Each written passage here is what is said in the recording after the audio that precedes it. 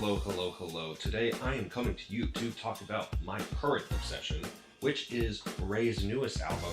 This album may contain hope. Aside from the fact that it is quite an amazing album, it is musically sound, it is big, it is bold, it is indulgent, it is symphonic, it is theatrical. There's a mix of jazz and show tunes and pop and just orchestral arrangements that make it so beautiful.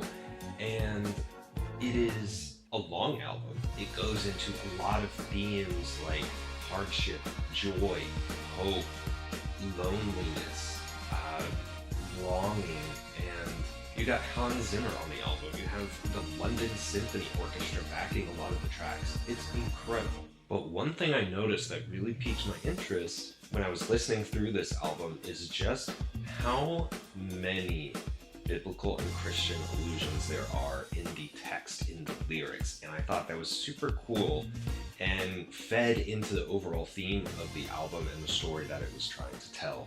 And that is what I want to talk about today. Repeat after me. Happy times, may you feel love, and may you feel joy. May you know that the best is all understanding how it is. And as I said, there will be happier times again. Hi, if you're new here, my name is Hunter, and I'm an author. I primarily write fantasy, and I also write romance, and I love storytelling in all its forms, whether it's music, like we're going to talk about today, or books, or video games, or film, or anything else past that. So for our discussion today, we have a core focus. We are going to be focusing on the biblical storytelling that is present in this album may contain hope. I think there's a lot of brilliant storytelling overall, and I've been listening to this album over and over again. It really, right now, is secured as one of my top albums of the year. But, that can change. There's a lot more months, there's a lot more music to come out. But RAYE is one of those interesting figures in music that has a really powerful story. She was trapped in a record deal that she signed into when she was very young. She was taken advantage of by her producers and her label. And after a long time of not being allowed to create the type of art and music that she wanted to create, she was finally able to be released from her contract. And she has worked to help change laws in the UK and work towards some reform that benefits songwriters and other musicians. She has told powerful stories about her own personal life, her own struggles throughout her music.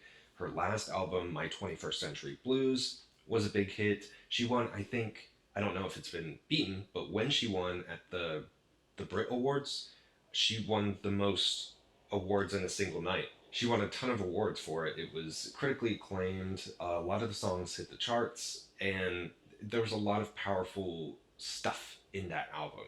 And she continues that in this album, May Contain Hope. She's had big hits like Escapism, Black Mascara, Oscar-winning Tears, and she burst back onto the scene ahead of this new album with Where Is My Husband? This energetic, highly stylized, brilliant piece that comedically is asking that question, where is my husband? Why has God not provided me a man that's going to love me? I have to deal with all these bozos out here, and I just want to settle down. I want to be with someone. So we're going to get into a few things. I think looking at storytelling through this more biblically focused lens will be an interesting kind of turn for this video, but I do want to get a few things out of the way. So I will be and will not be talking out of my ass throughout this video. So I was raised Christian. I was raised Catholic. We ultimately became Baptist, and then we ended up going to a non-denominational church, which basically means Baptist. And then, I've kind of gone my own way and explored my own faith and what that entails for me specifically. But what this video is not a hyperly focused Christian video. I'm not trying to proselytize. I'm not trying to lecture about Christianity or about the explicitly religious undertones like, I'm not trying to make claims about that. I'm also not trying to negate those feelings. I'm not trying to negate people's faiths. We'll be talking about Ray's faith, but I really, my focus here is the storytelling element of it, because throughout culture, there are a lot of biblical influences on art, on books, on literature, and I think to be informed and to accurately critique different types of work and to explore themes in storytelling and throughout different pieces of art, I think you need to be at least aware a little of the biblical allusions that different pieces of art might make. And so, what I'll mainly be talking about today is what types of allusions that Ray makes to the Christian mythos, which is, not a bad word. We'll define mythos real quick. It is mythos, in the way I'm using it, is just a pattern of beliefs expressing often symbolically the characteristic or prevalent attitudes in a group or culture. So when we talk about the Christian mythos, we are talking about the kind of larger collection of stories that are often looked to and followed by those in the Christian faith. Mythos just comes from the Greek, and it means utterance, speech, discourse, tale, narrative. For me, the kind of definition that I like to follow anytime I use this term comes from the Dictionary of English Folklore, which was published by Oxford in the 2000s, and it's just that mythos is the stories about divine beings, generally arranged in a coherent system. They are revered as true and sacred. They are endorsed by rulers and priests and closely linked to religion. So I think if you're watching this video, whether or not you're Christian or not aligned with Christianity, there are some things that we can be gleaming from the type of storytelling that Ray is doing through her album. But for, the fun of it all, I will actually be accompanied by my first Bible. Like, this is, I don't know if you can really tell. I actually kind of cleaned it up a little bit because it was a little dirty. But this Precious Moments Bible was my literal first Bible. Let's see, when there's a writing somewhere on it, our wedding. My God. Good Lord. It was given to me on September 10th, 1995. Oh, my first baptism, my first communion. Oh, and then there's nothing else past that. But this is actually a Good News Bible, today's English version, second edition. So today's English version from the 90s. But when it comes to Ray specifically, she has been open about her faith. She has been open about how she went through really dark times throughout her life, during the time when she was kind of trapped in her record deal, numbing herself through substance abuse essentially, and how finally gaining her freedom, finally getting out of the record deal, being able to produce the art that she wanted to make and that really connected with her and with other people, she was able to heal and leave behind some of the more harmful patterns and habits that she had been victim to. But when it comes to her own religion, there was this article from Elle earlier this year, which I'll link in the description. But she talks about her record, she talks about the new album, and she talks about, how she's sobered up a bit. She no longer has a toxic relationship with a lot of substances, and she'll still have a glass of wine every once in a while. And she attributes this healing journey to her rediscovering her Christian faith. And according to the article, she'd grown up attending a church in Croydon where her father was the musical director and her mother sang in the choir. But nowadays she has a more private relationship with religion, hosting Sunday hymn services at home with her friends, but still the process has been crucial to her well-being. Ray has said, "There's a world in which if I didn't find faith again, I might not even be here. There's a lot of demons trying to claw at you and drag you to somewhere you don't belong, so I'm really grateful I have this faith.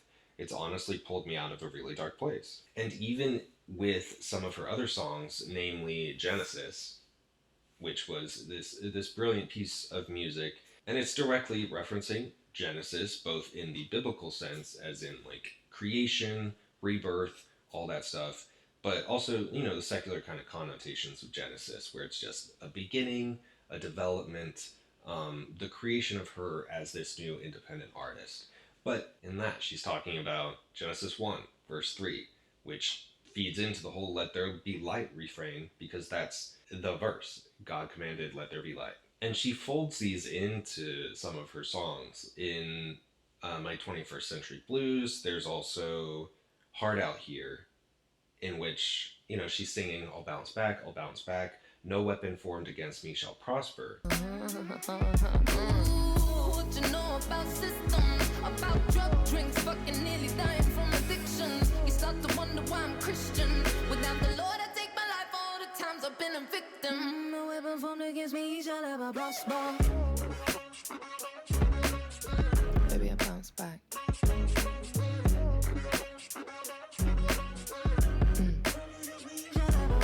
Which alludes to Isaiah 54:17. No weapon formed against you shall prosper, and every tongue which rises against you in judgment you shall condemn. This is the heritage of the servants of the Lord, and their righteousness is from me, says the Lord. And that is New King James Version, I believe. But I think one thing that's really inspiring is that by incorporating her faith, she helps build a foundation for the type of message that she's trying to communicate throughout the story of This Album May Contain Hope. There's, different artists do different constructions with their albums. Some people don't really think about the order or how it is arranged. Others put a lot of thought into it. Others people do like various acts with interludes or, a first half and a second half. RAYE, with This Album May Contain Hope, has split it kind of into 4 acts, which he has outlined both on the back of the vinyl, but just also in general, saying that there's 4 clear seasons of this album. We start in fall, then it goes to winter, then spring, and then summer, which is the more joyous kind of half of the album. But she weaves in a lot of messages of hope, of faith and security, of feeling like everything's going to be all right. And these concepts are not necessarily exclusive to religions like Christianity, but I think when artists incorporate their faith, it helps give just an added dimension to the type of art that they want to create. There's obviously the direct references of just, praying to God or God help me or asking God where my husband at. There are allusions to specific verses in the Bible throughout the lyrics. There's direct references to biblical figures. And all of it comes together and on one level just deepens the storytelling that RAYE is doing with her album because it keeps it from being just surface level. There's a lot of artists out there that their lyrics are not that deep, or they facetiously try to make them deep with different types of lyrics, different allusions, but it doesn't really feel genuine because it just feels facetious. Unlike RAYE, who has incorporated this whole indulgent, lengthened storytelling throughout her lyricism, she has written quite a lot of lyrics. It's a lot. Again, I love the album. I don't think it's a perfect album. I think there's definitely some choices she made that are jarring at different aspects, but I think, I applaud her for the vision. I applaud her for this really strong piece of work.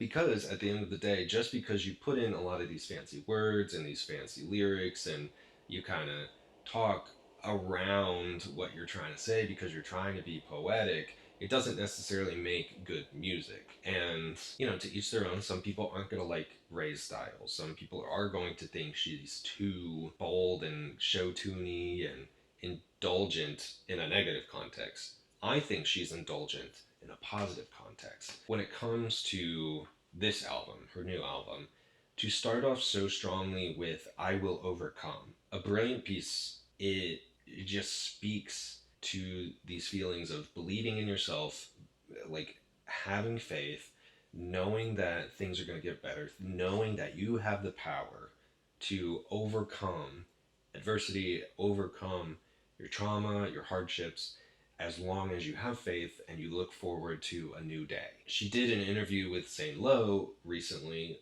which she talks about her, her art and her album overall. But when it comes to I Will Overcome specifically, she said, words are so powerful, and I really believe that's quite a central ethos in this music may contain hope, is to write lyrics that you can speak over yourself and rise above something. Some people say manifestation, some people pray, some people have faith in things. And science also backs this up, that basically the energy kind of that you put out, how you speak about yourself and how you speak to yourself does influence how you feel. There are a ton of Bible quotes out there about just having faith to get through hard times, overcoming adversity, believing that God will help you. And it's this big theme, I believe, when we talk about Christian mythos and these kind of ideas and beliefs that are part of all of it. And it's just truly like having faith that you will overcome. And to start off an album like this, I think is really strong. I like it a lot. Another thing that Ray really likes to emphasize with her music is that she really feels that music is medicine, that music has the power to heal, that music has the power to connect with people and to inspire people, which wholeheartedly agree. I think music is one of the most defining, like, connective tissues of humanity. It's one of the first things we did as a species, and probably even before we became Homo sapiens. We were communicating through some type of song, I imagine. But there are a few Bible quotes out there that kind of speak to the idea of like music as healing. One of them is 1 Samuel 16:23. From then on, whenever the evil spirit sent by God came on Saul, David would get his harp and play it. The evil spirit would leave, and Saul would feel better and be all right again. So there are lyrics that reference it, but there's also one of my favorite songs on the album, which is the WhatsApp Shakespeare. Brilliant song. It's all about just, this kind of facetious uh, performance that this one guy is like doing to try to enamor Ray's character in the song, and talking about the Shakespearean kind of performance that he does, by misunderstanding Shakespeare and just trying to be poetic and pompous in a way. But she starts off the song strong with, once upon a time there was a girl and there was a serpent. Oh, and her name was Eve, and she took a bite from the apple, and the story ain't this dissimilar. Many, many, many, many moons later. Referencing Adam and Eve, the serpent, this kind of traitorous act by someone you think you trust, which applies to this WhatsApp Shakespearean guy. And there's just throughout the songs, there's kind of these more allusions, both to Shakespeare but also to biblical stories. In the second verse, she says, "I'm still breathing, baby, just barely. Grandma had to bring her Bible. Sister wanna hunt him down, but only Jesus can save him now. Like Lazarus, I did rise." There's the references to Jesus. There's the reference to Lazarus. We're starting the song off with Adam and Eve, the serpent, the apple. It just bolsters this kind of through line through the album that I feel, with all of its biblical allusions and allegories and references, which I think is really cool, and a strong kind of storytelling through line that not a lot of artists can commit to. In Click Clack Symphony, there's a lyric that says, "Run to me, come to me, someone bring the sun to me." Again, referencing this notion and connection between the concept of like God and sunlight, about bringing light to darkness and areas of darkness and hardship. It's referencing her song Genesis that she put out as well. The whole "Let There Be Light," the references to the sun. I Know You're Hurting is a really strong song. It's a really heartfelt song. It's talking about trying to empathize with someone and be there for someone and offering your assistance, offering to be a support, while all the while, praying for them, praying to God that they help them. With the interlude, "I know it's hurting, pray Lord has mercy, I know he's working." The bridge, "While we wait for it, for the sweeter days to find us, shake off the devils that's lurking, close your eyes and let this music get to working." Again, music is medicine. Lifeboat is a lovely song. I like it so much. I love it even. It's just so sweet and endearing, and it's this repeated refrain of "I'm not giving up, I'm not giving up yet," and it's Ray just praying kind of to God to send her this lifeboat and to help her through these dark times of hers. And obviously, the first single of the album, "Where's My Husband?" This upbeat, fun song that's like half serious, half not serious, where just talking about, "Oh, where's my husband? Why hasn't he shown up yet? What the hell? I'm dealing with all these bozos," like like I said earlier, and just praying to God that He'll provide her with a husband, being like, "Help me, please. Where's my husband?" And when he finally arrives, I'll apologize, because why would I ever doubt you, God? Fields is this beautiful song where she incorporates her own like familial history as well. If you know anything about Ray, one of the stories that she's told is how her granddad was a songwriter, and he wanted to be a songwriter, and he was like shopping around his songs long ago to all these different record labels, and at one point a record label essentially like stole his song, and it became this really popular song that pretty much everyone knew, but he had no way to prove that it was his, um, and no one would believe him, and kind of his dream was crushed because he had his song stolen from him. It became super popular. He was never recognized for it, and both he and, as Ray points out at different times, they can't, especially now, they can't talk about it, because then she'd immediately get probably served a lawsuit, brought into like legal troubles by like claiming yada yada yada. So it's really unfortunate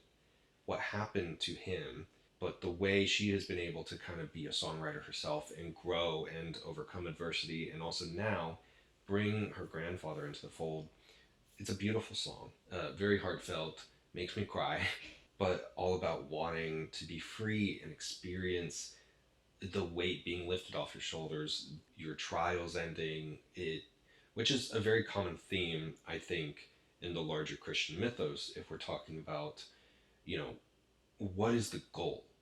Why do people believe in this faith? What do people get from the faith? And it's that people have that feeling of comfort and freedom throughout their faith, which for some people is really great. And I think that messaging being incorporated into this song and ultimately this album, really cool.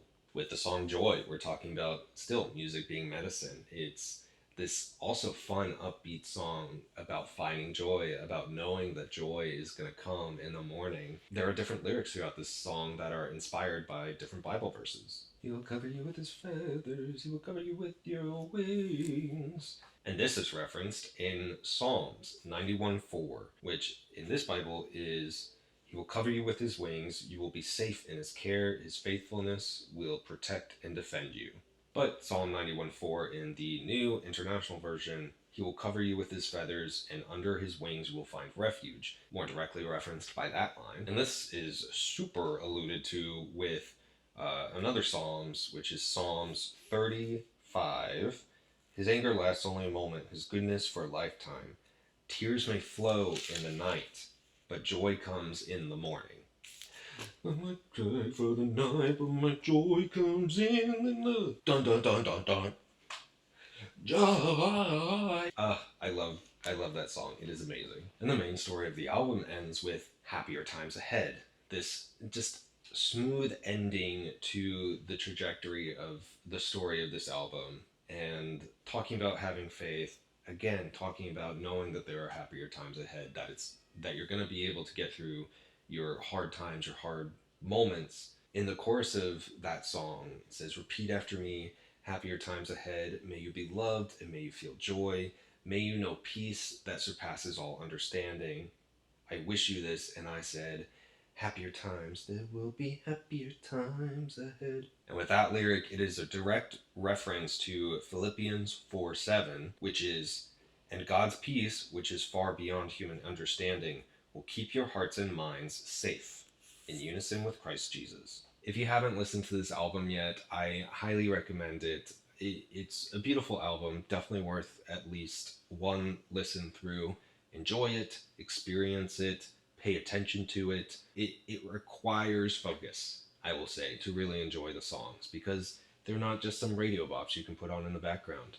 Some of them you can listen to over and over again. Some of them, I will say, are more of a focused listen to enjoy the experience and then continue on with the album. But overall, I really enjoy looking at different ways that people can tell stories and different ways that people incorporate mythology or faith or history into their pieces of art.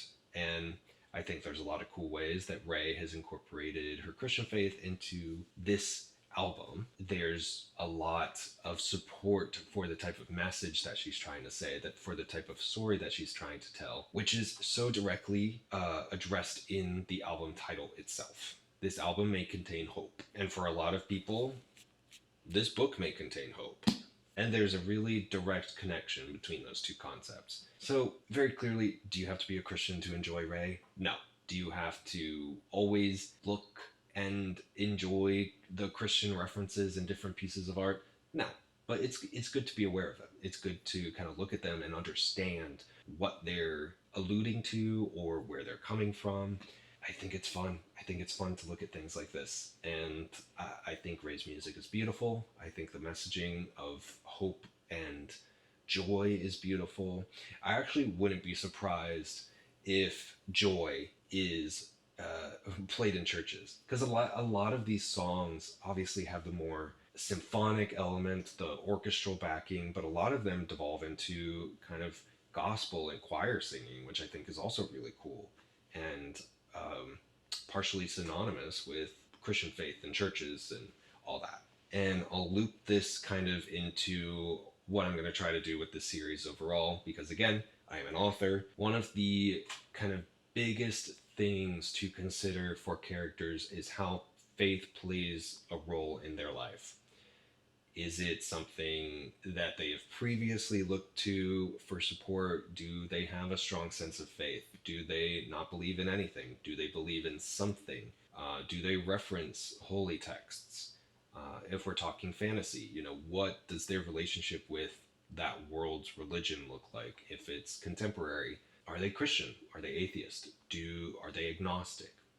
Do they respect how they were brought up? Do they believe something different now than what they believed in the past? And ultimately, how does faith help them move forward?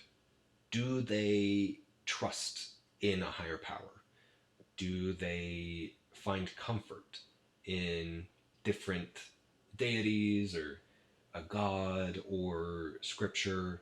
Or do they feel a more agnostic sense, a more secular sense about faith and religion and stuff like that? Because a lot of this informs how a character is going to move about the world. I think you can have the same story, the same plot, but if you have someone that's like super hardcore Christian, was raised Christian, and believes in everything and trusts in God for guidance and all that, they're going to experience the plot differently than someone that is agnostic, that doesn't care, might believe something's out there, but doesn't really give it the time of day. There's so many different types of faith and different relationships with faith that people have. There's so many fun options you can try for your characters, but I think that's a really core question as a creator, as an author, that you need to think of is what is your character's relationship to faith, to religion, to God, or gods, if it's fantasy. There's different ways you can do it, and I think it's worth thinking through and incorporating into the work. You don't have to be blatant about it, unless your intent is to be blatant about it. But I think it should show up.